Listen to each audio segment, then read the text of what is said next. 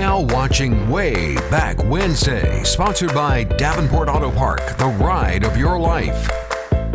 And also sponsored by Flores Glass, serving the area since 1977 with residential and commercial work.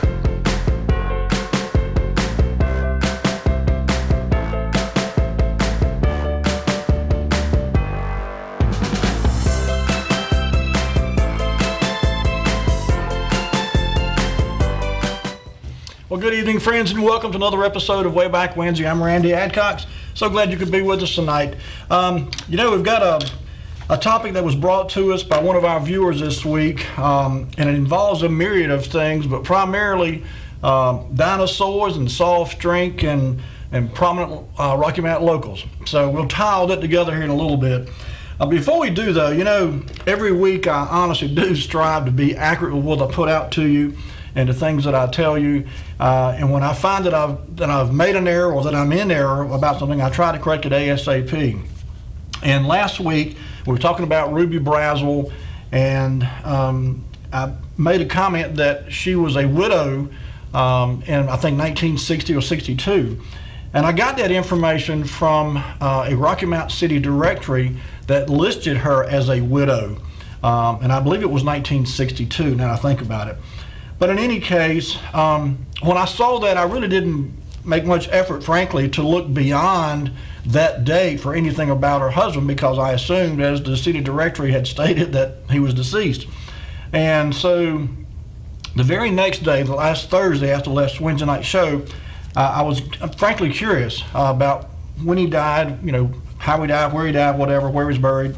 And so I got to doing some digging, and I dug and dug and dug, couldn't find an obituary, couldn't find anything in that 1960-62 time frame. So I kept digging, looking, expanding my scope, expanding my date range, and lo and behold, I found out that the gentleman lived quite a long life beyond what I expected.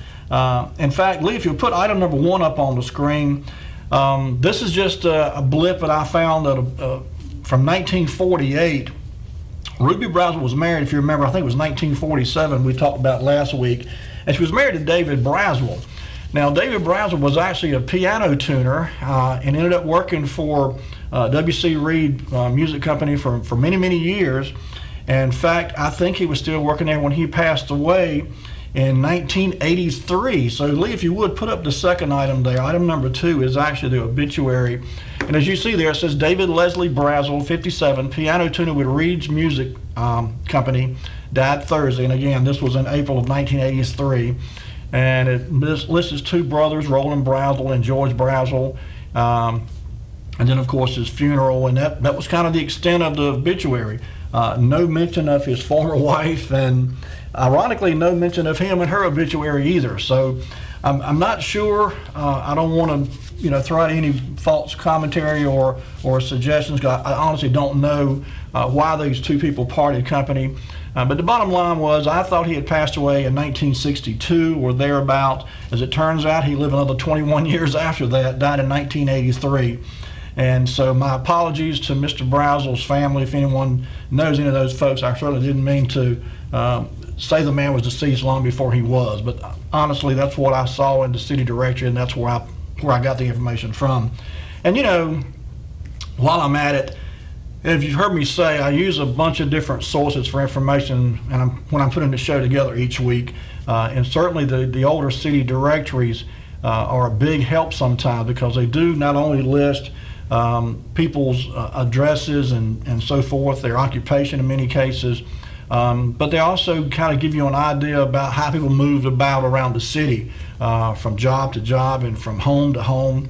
You can kind of trace these people as they moved around and lived throughout their life in and around Rocky Mountain, assuming they stayed here. And I've got city directories going all the way up to, I think 1963 is the last one I've got.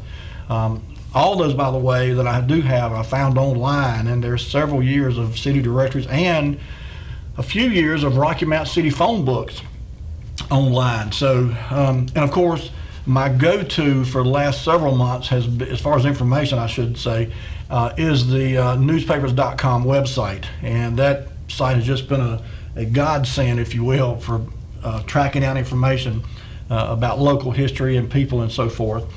And so with that being said, Eric came by the shop earlier this week, and we were talking about last week's show, and he made a comment to me that he had had an interesting conversation, I think, with Tracy at the library. Tracy is a local historian and very knowledgeable in her own right of local history. But they were discussing something I had never heard about, and that was apparently a dinosaur skeleton was supposed to be put together here in Rocky Mount, and it was an interesting story that went along with that. And there was a mystery too, in fact. We don't know, at least that time, didn't know whether the dinosaur was ever constructed, whether he was ever put together, whether, and if not, where is he? Where is there a dinosaur in Rocky Mount somewhere in stores that we don't know about?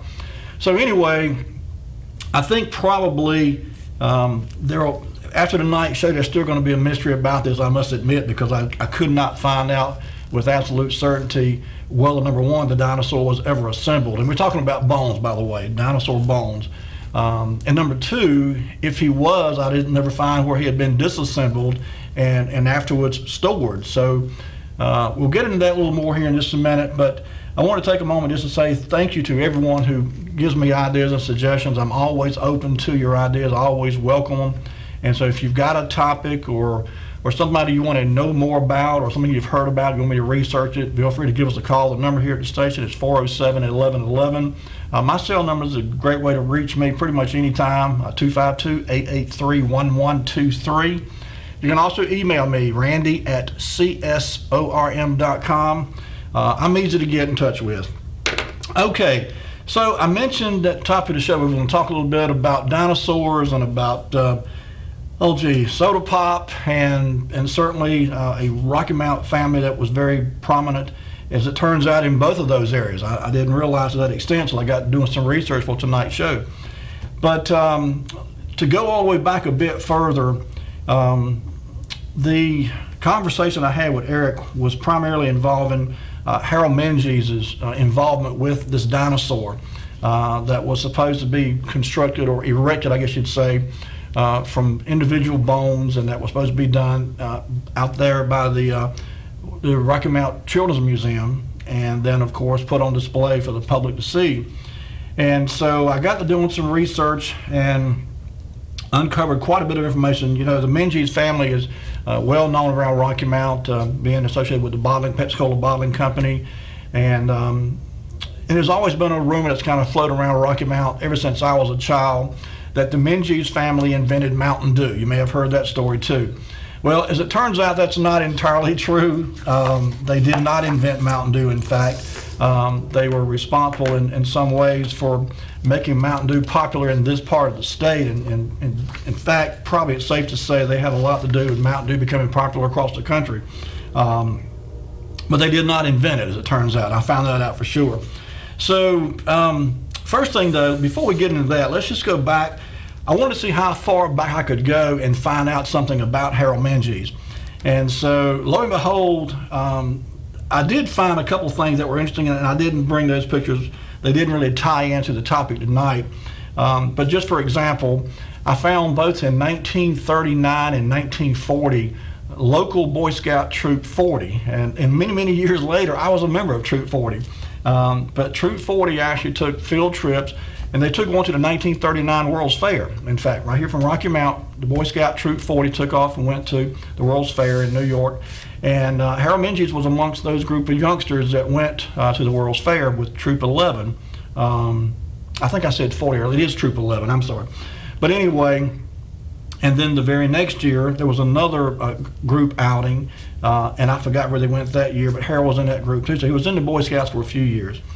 But in 1947, he found his, I guess, soulmate, if you will, certainly the woman that he decided to get married to. And Lee, if you would, put up item number 3. I found this picture and this article, and this was in the Rocky Mount Telegram that appeared April 12th of 1947.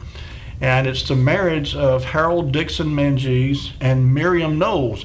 Now, as Eric was telling me earlier this week, as it turns out, Miriam Knowles was actually the daughter of the man who run the Knowles Diner down on Church Street.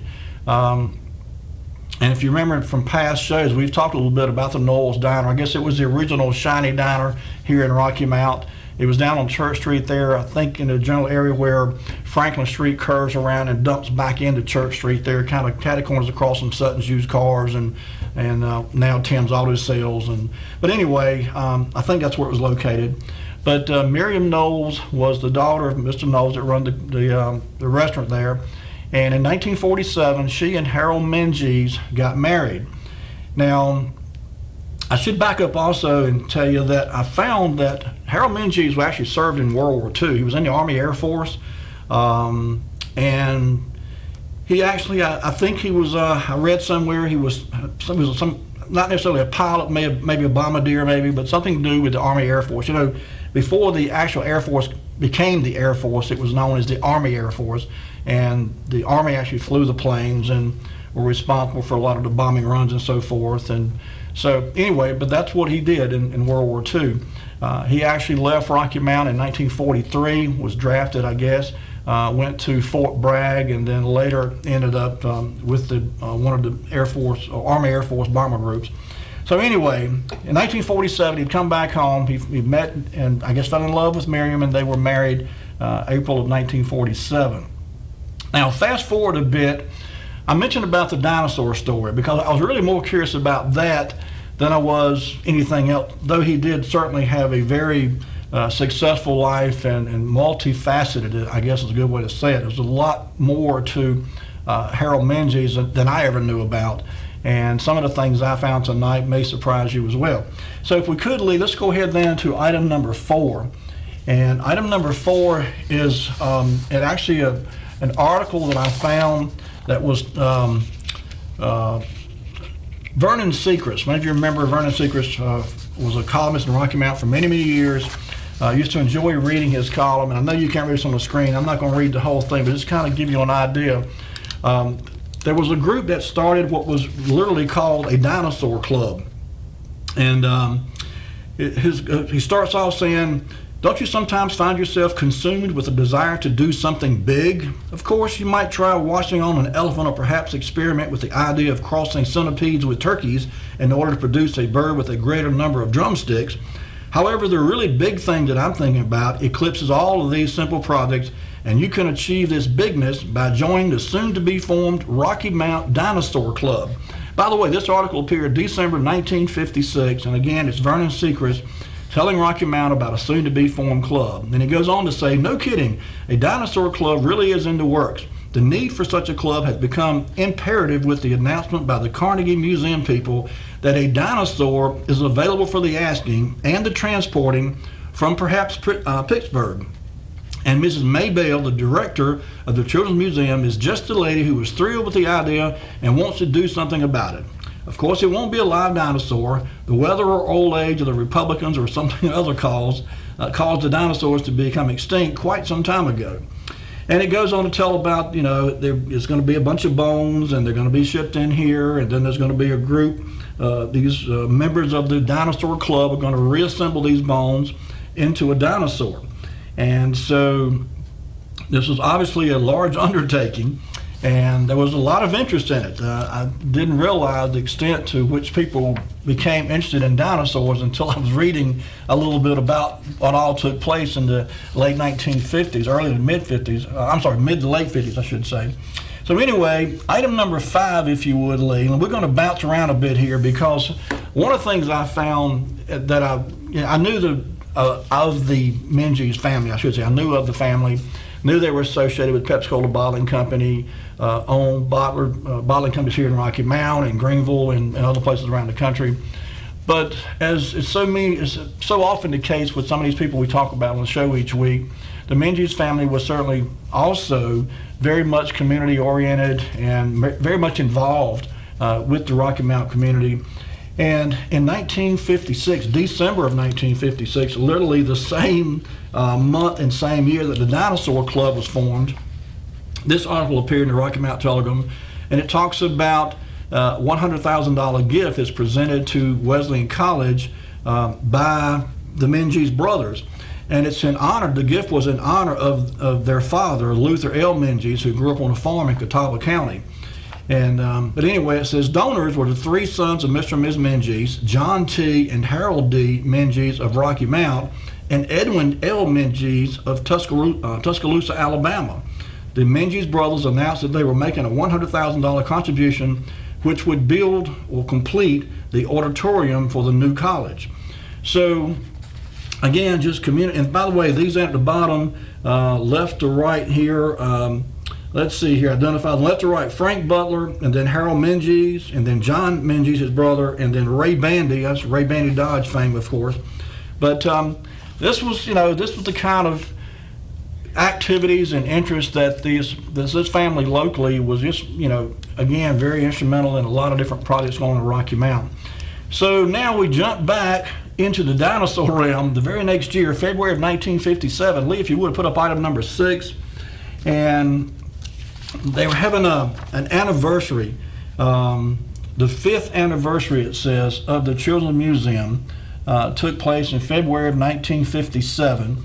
And this was just, I had to shrink it down to get it all on here, and I realize it's hard to see on your screen. So I'm just going to kind of hit the highlights of this article here. But the top picture, of course, is a picture of the museum itself. And it's just an exterior view of the Rocky Mount Children's Museum. And then down below, there's some exhibits coming. And it talks about the various people involved, certainly May Woods Bell. And Harold Menzies is also mentioned as being actively involved in the Rocky Mount Children's Museum. And I didn't realize the extent to which he was involved. But as you'll see later on in the show, as it turns out, he was very much involved, and he was very active, very instrumental in getting projects off the ground, getting them started, and bringing them here. And so anyway, this was the 5th anniversary. The museum was built and opened up in 1952, of course. So this was the 5th anniversary that had been in operation. And I got to say, I do sincerely miss that museum. I had spent many good hours there, fun hours when I was a kid. Even when my kids were little, I would take them there. And it's a shame that we don't have it anymore. But anyway, like so much, it's gone by the wayside. I tell you what, Lee, bring it back to me. I just realized we're at time for our first commercial break.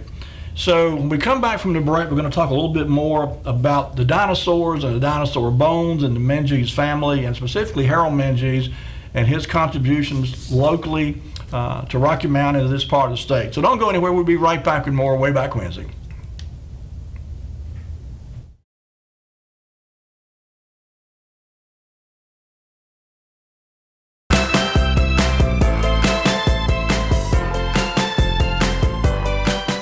I'm Daniel Moss, owner of Cornerstone Funeral Home, and I'd like to invite you and your family to give our family an opportunity to serve you in your time of need. And we offer a full line of funeral services, everything from visitations to graveside services to cremations on site with a live crematory, as well as a banquet hall to meet the catering needs of our families that we serve. We offer catering service. We offer refreshments prior to visitations and services of our family. And we want to invite you to come and experience the difference here at Cornerstone Funeral Home.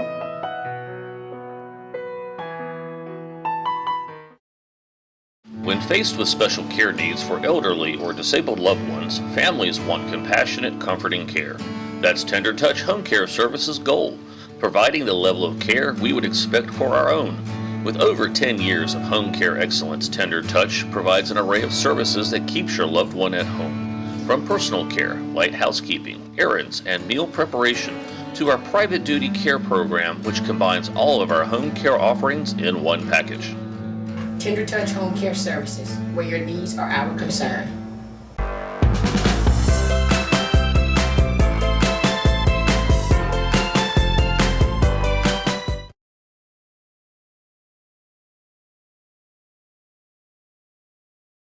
And we're back. Folks, if you're just tuning in, you're watching Way Back Wednesday. I'm Randy Adcock. We're talking about dinosaurs tonight. And some interesting history about Rocky Mount, one of Rocky Mount's favored sons, I guess you'd say, Harold Menzies. I knew the Menzies family, as I said earlier, were involved in Pepsi-Cola here locally. And I'd always heard a rumor that they invented Mountain Dew. And so I wanted to try to verify that tonight and share a little bit about how that came to be. So I found this, the Minji's Bottling Company, by the way, is still in existence. They've got a web page and everything. So you can go there and it'll tell you the history of the Minji's Bottling Company. And specifically it talks about how Mountain Dew came into the family operation. But basically what it says is that Mountain Dew was invented in Tennessee. And let me see, thought I had marked it, highlighted it, and obviously I didn't do that. But anyway, it was actually developed by someone in Tennessee, and somehow or another here we go. It says the purchase also included the Mountain Dew brand from Allie Hartman of Tri-City Beverages in 1962. So it doesn't say exactly how it came to, well, let me back up a minute. It says, as the business environment changed and Pepsi-Cola was expanding product lines, the opportunity for growth and opportunity arrived for the good fortune of the Pepsi-Cola company. It came at the hands of Minji's family, who through the vision of Hoyt A. Minji Sr., took a giant idea and a now mega brand, Mountain Dew, to the parent company of Pepsi-Cola. Mountain Dew was a regional brand in the 40s that originated in Tennessee and evolved through the Minji's family to Lumberton, North Carolina. Herman and Richard Minji's, Pepsi-Cola bottlers, and the children of L.L. Minji's purchased the Tip Corporation of Marion, Virginia, along with 3 other partners in 1957. That purchase also included the Mountain Dew brand from Allie Hartman of Tri-City Bottlers. So even though the Minji's family did not invent Mountain Dew, they purchased the brand from another bottler and brought it into the Pepsi family, if you will. And from there, through the network of Pepsi-Cola bottlers across the state and eventually across the country, Mountain Dew became one of Pepsi's premier product lines, and it still is to today. I love an ice cold Mountain Dew, especially one in the can. I used to get a kick out of here and popping the top and hearing it fizz, and then chugging a couple of ice cold swigs of Mountain Dew. That'll get you going in the morning. A lot of caffeine in Mountain Dew too. It'll get your blood circulating. Okay, so anyway, back to the dinosaurs. Item number, Lee, where did we stop off at? Number 7 or 6? 7 is the next one. Let's go to item number 7 then. This is not a great picture, but it's a neat little story here. It shows 4 gentlemen, and the caption says, "Dinosaur Troubles." The workmen pictured here are dealing with something none of them had ever suspected they would be called upon to work with: handling the remains of a dinosaur. The weighty dinosaur remnants arrived the other day at the Children's Museum after Mrs. A.D. Bale, director, and I've never seen her listed as A.D. Bale, always May Woods Bale, but apparently her husband was Mr. A.D. Bale in this article here, and I did see a couple other references where she was identified as Mrs. A.D. Bale. Anyway, it says A.D. Bale, director, had coaxed them away from the museum at Pittsburgh, and it took a lot of scheming and hard work to get them unloaded. So these gentlemen are using what looks like a forklift to unload dinosaur bones off the back of a truck that was shipped down here from Pittsburgh. So the dinosaur bones came to Rocky Mount via Pittsburgh, and that was in February of 1957 that they arrived here. Now, and I'm kind of bouncing around, I know, but one of the things that I was trying to do was kind of trace Harold Minji's, not only his involvement with the dinosaurs, but also his involvement in and around activities of Rocky Mount. So with that being said, I stumbled across another picture. That one there you're looking at was from February 1957. Very shortly after that, in March of 1957, I stumbled across this other picture that was kind of neat. So Lee, if you would, put up item number 8 for us on the screen there. And item number 8 is actually a car that Harold Minji's owned that was sold by Sears and Roebuck. A lot of folks may not realize that Sears used to sell automobiles.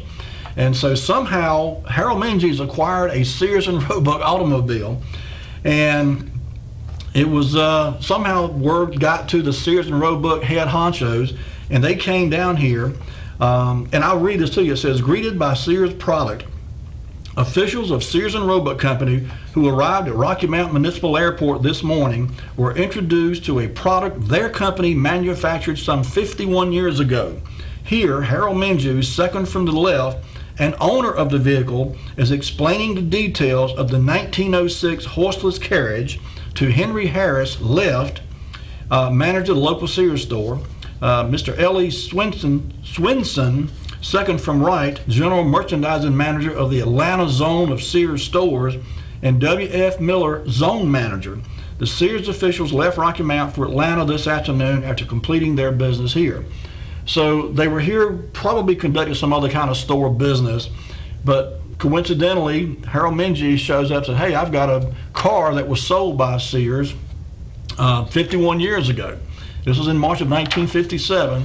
And, I've never seen any other reference to this car. I don't know what happened to it. I'd love to think it's somewhere preserved in a museum maybe, but who knows.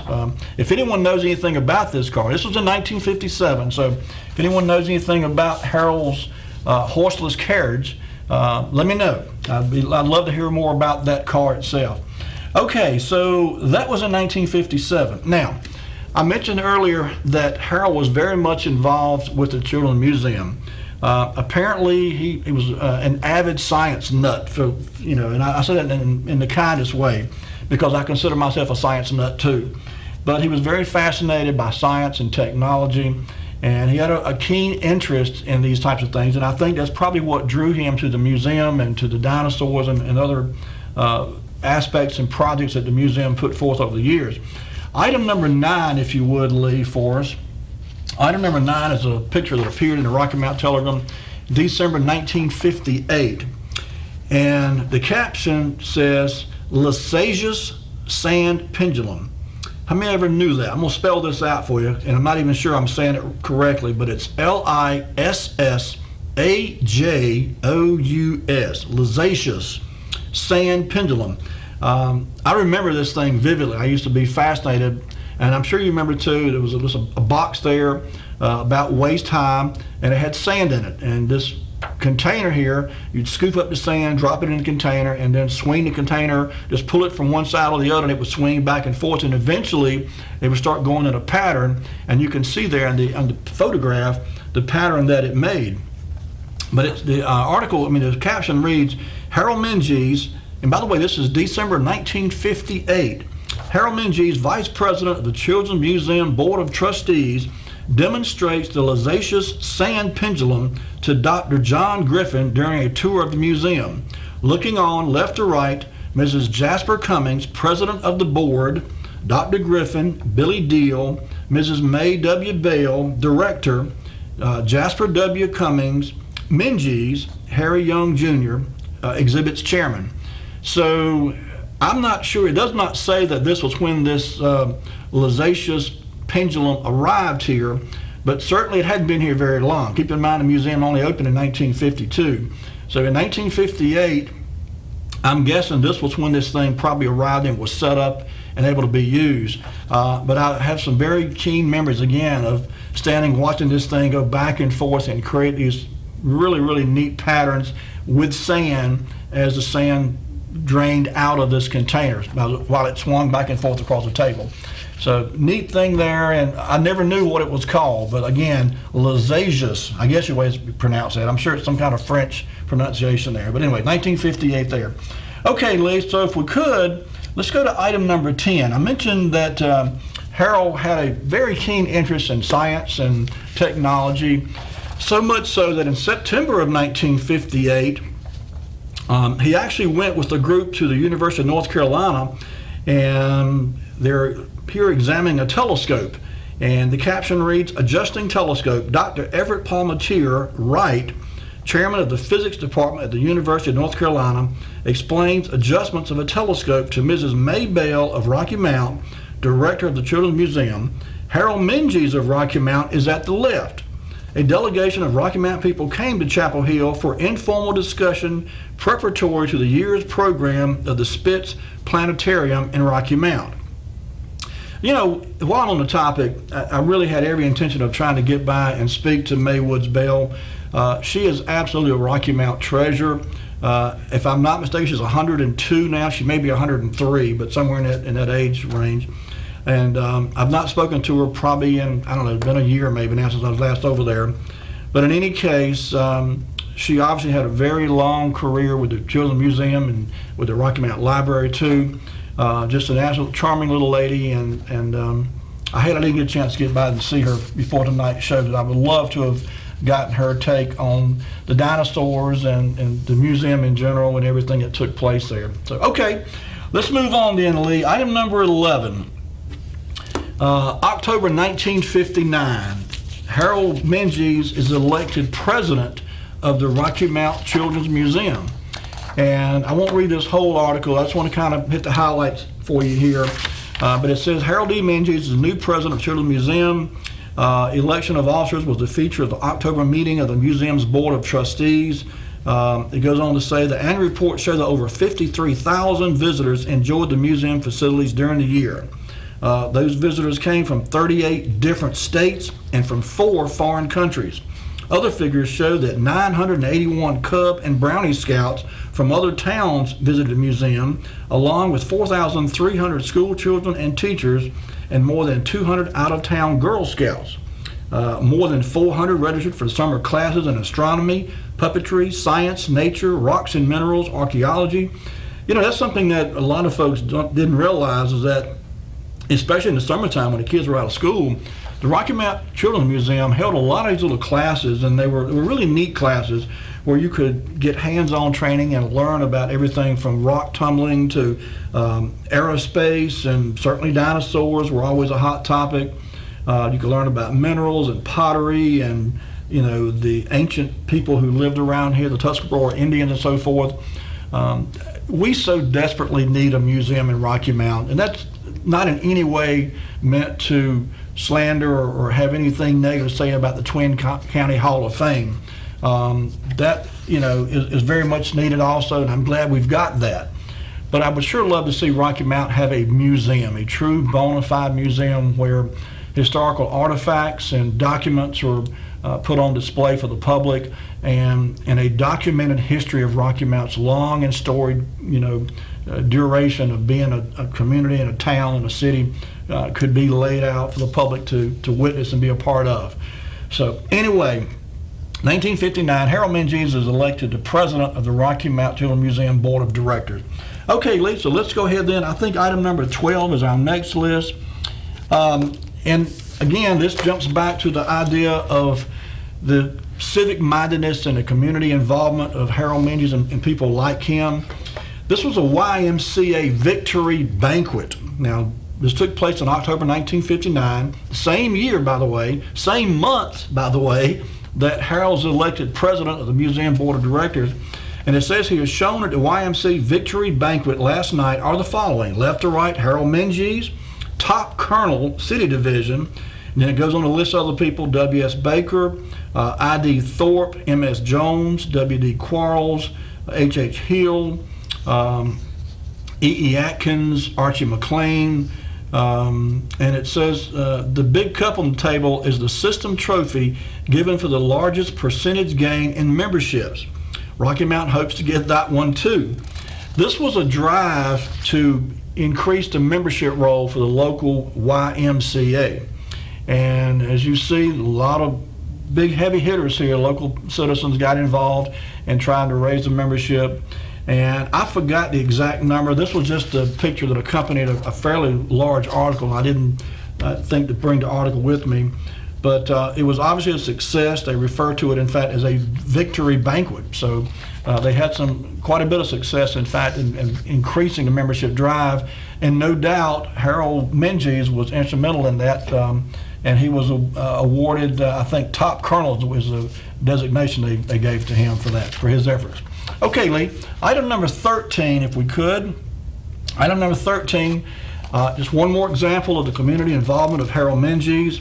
This article appeared February 1960, and it says, here are some citizens who are being unusually active during Heart Month in connection with various activities planned at the W. Charles Divine Heart Clinic and Coastal Plain Heart Association. In the picture, left to right, Dr. R.M. Whitley, past director of the clinic; Harold Menzies, business chairman of the Heart Campaign for Rocky Mount; Mrs. Patricia Dowdy, nurse in charge of the Heart Clinic; and Jack Purvis, vice president of Rocky Mount Life Underwriters, who are undertaking the business canvas. So this, of course, was a campaign to raise money for the Heart Clinic and so forth. And You've heard me say on the show many times that I'm just constantly amazed and marvel at the amount of time that these leaders, these Rocky Mount City leaders, would invest in their city, in their community, in their church. They just seem to always have time for one cause or another. It's remarkable, it really is, that these folks could find time to spend so much of their personal time being involved in these other projects. Okay, Lee, item number 14, if you would. We're back to the dinosaurs now. You'll notice we'll kind of weave in and out of this story throughout the years. This appeared April 1960, and it's hard to see, I understand, so bear with me. But this is a picture of Maywood Bell holding literally a dinosaur head in her hand. And the caption says, while the Diplodocus is one of the largest of all dinosaurs, it has one of the smallest heads. Here, Museum Director May Bell points out to Garland Kincheloe features of the Diplodocus head. So, as I said earlier, the bones came, the bones arrived. There was an effort, there was a club created to assemble these bones into a dinosaur skeleton, if you will. It was to be put on display outside the Children's Museum. And this was no small undertaking. Rest assured, this was a big deal. Item number 15, if you would, Lee. As I said, there was a lot of interest in this. Now, what you're looking at here, this was an article that literally took the whole page in April of 1960. And you see the headline there, prehistoric dinosaur to tower over city, giant animal 4 times taller than man. Now the picture to your right is not our dinosaur, okay?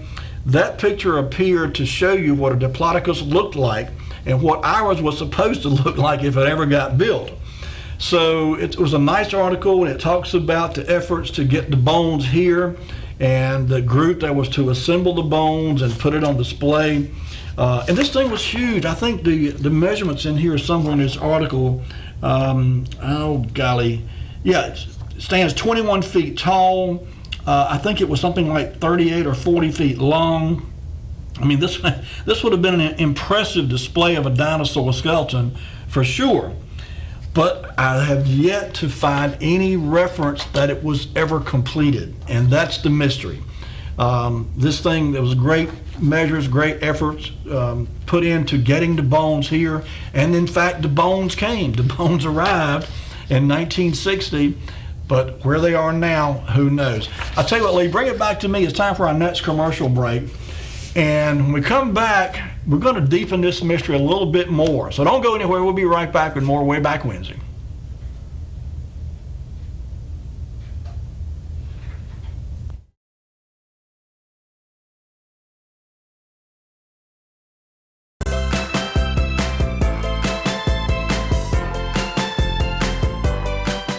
I'm Daniel Moss, owner of Cornerstone Funeral Home, and I'd like to invite you and your family to give our family an opportunity to serve you in your time of need. And we offer a full line of funeral services, everything from visitations to graveside services to cremations on site with a live crematory, as well as a banquet hall to meet the catering needs of our families that we serve. We offer catering service. We offer refreshments prior to visitations and services of our family. And we want to invite you to come and experience the difference here at Cornerstone Funeral Home.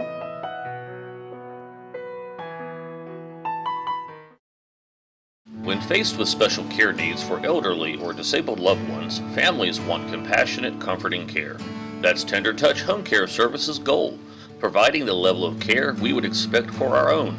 With over 10 years of home care excellence, Tender Touch provides an array of services that keeps your loved one at home. From personal care, light housekeeping, errands, and meal preparation, to our private duty care program, which combines all of our home care offerings in one package.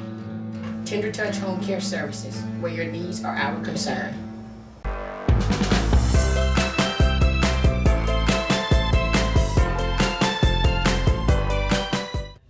And we're back talking about dinosaurs and Pepsi Cola and Mountain Dew and such, and Harold Menzies.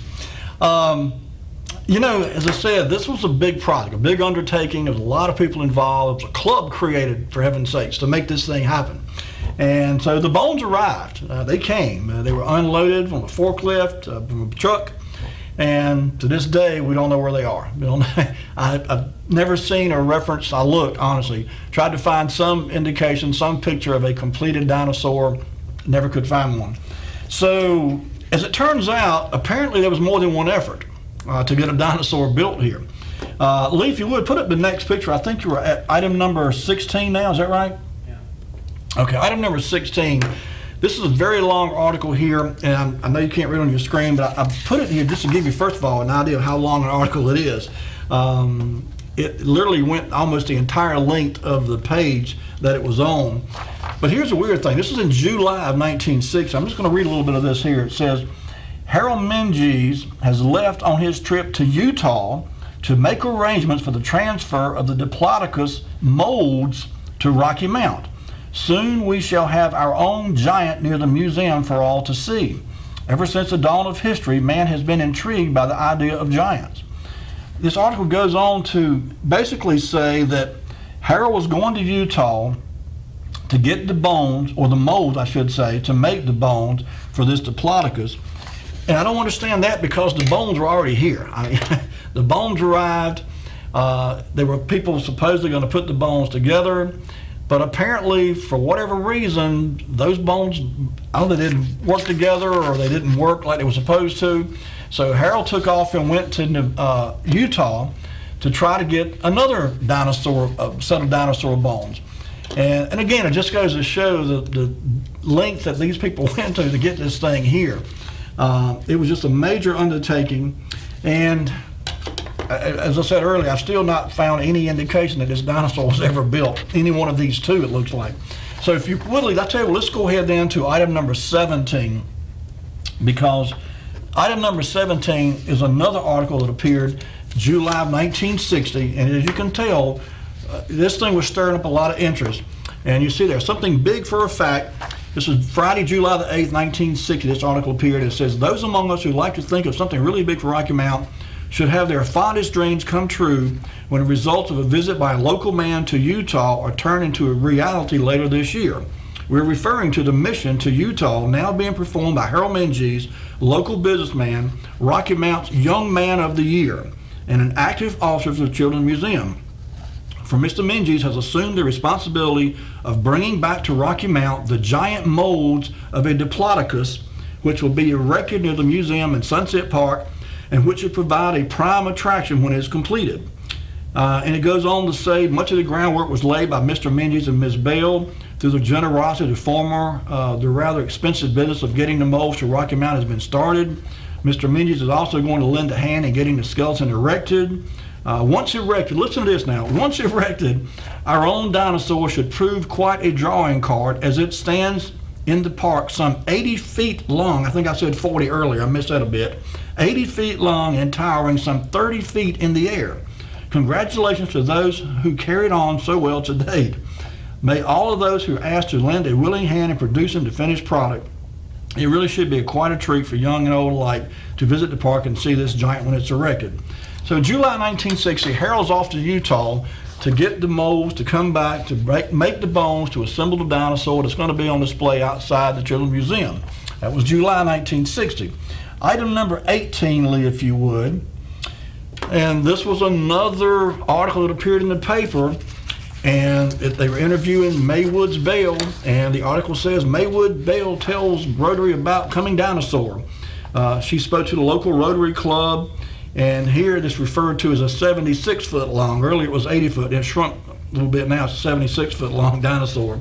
But it says Harold Menzies, local Rotarian, became interested in the project and went to Vernal, Utah to see the dinosaur. He made final arrangements with somebody named Unterman, G.E. Unterman, for shipment of the molds to Rocky Mount. There are only 3 of these dinosaurs in the United States, Bell said. One is at the Smithsonian in Washington, one at Carnegie in Pittsburgh, and the third there in Utah. According to Ms. Bell, these giant species attract visitors from hundreds of miles. When a dinosaur is completed, it's expected to take place at one of the feature attractions at Sunset Park. So again, you know, this was planned. There were big plans in the works. A lot of people were making efforts to make this thing happen. And with the people and the caliber of the people who were behind this, certainly Harold Menzies and Maywood's Bell, is almost unbelievable to me that it didn't happen. And so the big mystery now is, if it didn't happen, why didn't it happen? And honestly, I do not know. But I will tell you this, there was an effort to assemble a dinosaur here in Rocky Mount. Lee, if you would, let's go to the very next picture. And this picture actually appeared in the Rocky Mount Telegram. I think we got item number 19, is that right, Lee? Yeah. Okay, there's a picture of the, again, that's not the one from Rocky Mountain. This is one to kind of give you an idea of what it would look like when it was completed. So the next one, Lee, if you will, let's go to the next picture. I think that's the one I was looking for. Here we go. So what you're looking at here, this article here appeared, this is item number 19, is that right, Lee? 20, I'm sorry. Yeah, I got off track here a little bit. So this appeared in the Telegram July 11th, 1961. So you see these guys are standing amongst a bunch of dinosaur bones. So it says, work to begin Monday on dinosaur project. Work will begin here Monday on a replica of a prehistoric dinosaur that eventually will tower 21 feet at Sunset Park. This thing keeps gaining and losing size and length. I'm not quite sure why that is. But anyway, a project of the Children's Museum. Each vertebrae of the animal will be cast of cement from molds acquired from a museum in Utah. Ms. Maybell, director of the museum, said the project will consume many months before the animal will be erected on a frame in the park. So, you know, and it goes on to say here, the animal has 600 parts and will stretch 76 feet across the museum yard. It will stand 4 times taller than the average man. So, as you can see here, and the caption reads, Harold Menges, Art Scherer, and Bob Seiler, trustees of the Children's Museum, look over molds from which a prehistoric dinosaur will be cast. The project will be consumed many months and will begin here Monday. So these are molds, of course. I think I said they were bones earlier. They're actually molds. And from these molds, cement was going to be used to create the bones themselves. And so once the bones were created from the molds, the bones are going to be assembled into a dinosaur. So we got the molds, they arrived, and it looks to me like this is the second effort, because the first effort we saw earlier where the guys were unloading bones off the back of a truck with a backhoe. So those bones are somewhere. And then this effort appears to be the early stages of making bones from molds. So, okay, all right, let's go to the next picture then. This next one is from February of 1962. And it's a little dark, I know, but it says Adult Project. Among the programs that interest adults is a current one, construction of an outdoor replica of a dinosaur. Shown here, casting molds, are Mrs. Catherine Griffin, Bob Thomas, and Harold Menges. So a legitimate effort was made to mold dinosaur bones from molds that came from Utah, that Harold Menges went out there and procured in some manner and arranged for them to be shipped back here. So the molds came, the dinosaur was poured into the molds, thereby producing what appeared anyway, what would appear to be dinosaur bones, for eventual construction outside of the Rocky Mount Children's Museum of a 76-foot long, 30-foot tall Diplodocus. Okay, now, the next picture, Lee, again, and these are a little bit dark, I do apologize, they're not great quality pictures, but what this caption says, dinosaur on their minds. Newly elected officers and directors of the Children's Museum braved the chilly weather to make an inspection visit to the warehouse where the bones of their unconstructed dinosaur are slowly being assembled. When completed, 80 feet long and 35 feet high, so it's gained 5 feet in height, will be placed in Sunset Park. Shown are Mrs. Webster Henry, treasurer, Reverend Clarence Godwin, director, and W.A. Scherer, retiring treasurer.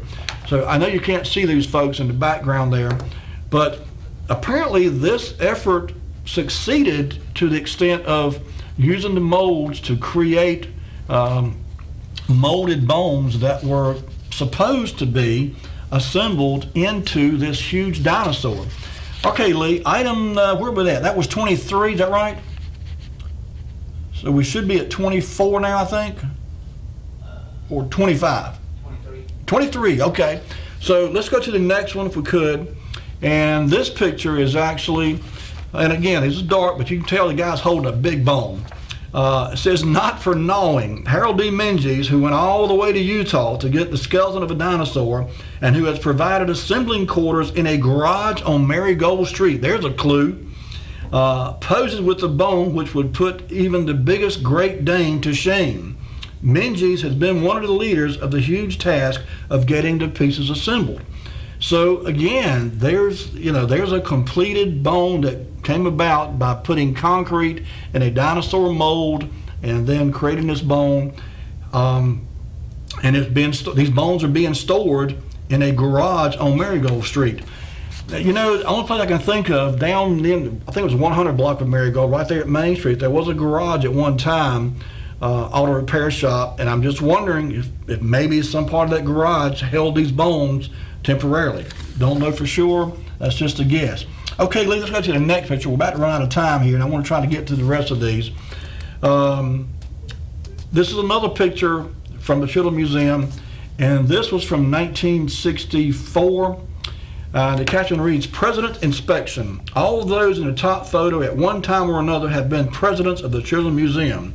Shown left to right as they contemplate the unfinished dinosaur are Harold Menzies, Bill Joyner, Ted Williamson, new president, Sam Hayworth, Ryland Edwards, and Robert Seiler. Lower photo shows President Williamson measuring a section with the assist of Ben Winstead, secretary, and Mrs. May Bell, director, and Mrs. Albert Rabel, director. So as you can see, they're holding one of these molded bones there, and this was in 1964. So, you know, this project was ongoing. There was, an effort to get these bones molded, to get them to a point where they could start constructing them. And I just don't know what happened. That's the big mystery. We just don't know. Okay, let's go to the next picture then. This jumps out a little bit away from the dinosaur content. And I'd forgotten this. Some of you may remember this. As it turns out, there used to be a furniture building facility here in Rocky Mount called the Carolina House. And Harold Menzies owned that place. It says Carolina House Incorporated, manufacturer of upholstered furniture, was toured by Rocky Mount Chamber of Commerce group Wednesday. By the way, this article appeared October 1968. And it says the Salute to Industry series has begun by a Chamber of Commerce committee headed by Revis Nelson as an effort to show existing and new industry that local business and professional people appreciate the contributions they made to the area's economy. Harold Menzies, president and owner of Carolina House Incorporated, welcomed the Chamber of Commerce group and conducted a tour of the facilities. The plant is operated on a production line basis. Menzies carried the group to the various stages from cutting material, making wood arming, upholstering, and shipping. Carolina House started operations at 711 North Pine Street on March 28, 1966, with the frame shop in Comer Oil Building on NC Highway 47 East. There were approximately 32 employees and 3 salesmen at that time. In July of 1966, construction began on a new 20,000 square foot building on Route 3 Route 3 Rocky Mount off US 301 Bypass North. It is a modern steel-framed and sheeted structure designed and built by another local company, Mitchell Engineering Company. So, in addition to being heavily involved with the bottling company and the bottling business, being involved with the Children's Museum, Harold Menzies started this furniture company. And it's a lot of folks don't realize now, Rocky Mount and Eastern North Carolina particularly, the whole state for that matter, at one time was very heavily involved in furniture manufacturing. Our standing timber here was bountiful and plentiful for making the wood framing and so forth. Material was readily available. There was everything that a business would need to create furniture exists here in Rocky Mount, North Carolina, and indeed throughout the state. And so furniture making was a big deal. And we still, over in Pine Top, some of you may know about this, there's a couple places over there owned by a family. One is, Sleepworthy. They make mattresses and box springs and so forth over there. And then there was another place owned by the same family a few miles down the road that goes by the name Edgecombe. And they make couches and chairs.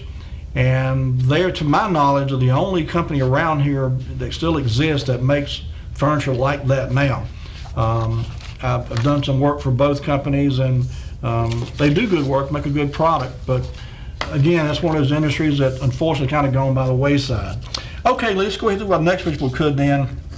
In May of 1985, this article appeared in the Rocky Mount Telegram talking about another industry or business, I should say, that Harold Menges was involved with, and it was the Harmingdale Stables.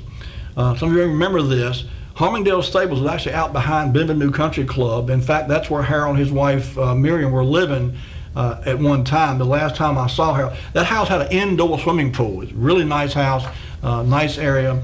But I remember hearing a story, and I don't know how true this is, but the story I heard was that Harmingdale was a combination of Harold's name, the Menges family last name, and their daughter who was named Dale. So anyway, they had this charity, Marshall Dimes charity fundraiser, horse show at Harmingdale Stables. And again, this took place in 1968. And it says Harmingdale Stables behind Bienvenue Country Club Golf Course was built 25 years ago by Harold Menges. Harmingdale provides stables that include boarding, training, exercise programs for boarded horses, riding instructions, riding programs, and so forth. So, you know, as if he wasn't busy enough with everything else going on, he's also got a stable of horses out there and an operation going on there. We're almost out of time. I think we've got time for one or two more, Lee, real quickly. April 1st, 1999, sadly, Harold Menges passed away. This is the obituary. He was born March 20th, 1924 in Pitt County. He passed away Tuesday, March 30th, 1999 at 75 years old. And lastly, nothing to do with dinosaurs or Harold Menges. I just thought this was a neat picture. This picture appeared in 1949. For 28 years, James Shorty Cephas, C-E-P-H-U-S, Cephas, has ridden around the streets of Rocky Mount on the same bicycle. It got to be old and unmanageable, as might be expected of any piece of machinery that aged. Now, Shorty, a local institution, has a new bike. Some of the businessmen along Washington Street pitched in to buy it for him. 4 of them are shown with Shorty and his new vehicle. They are left to right: Ernest Lindsay, Leon Calhoun, J.D. Winstead, and Ed Moore. J.D. Winstead, of course, run Auto Equip Rocky Mount. He was also a pilot. And if I'm not mistaken, I think Ed Moore ran a bicycle shop too before later years, Moore's Bicycle Shop. I think that's who that was.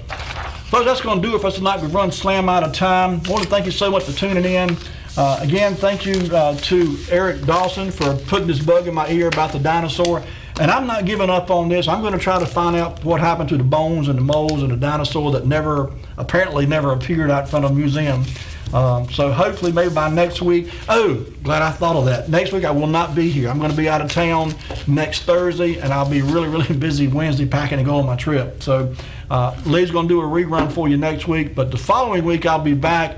Maybe by then we'll know what happened to the dinosaur. Folks, have a great week. Take care of yourselves. We'll see you with more Way Back Wednesday next week.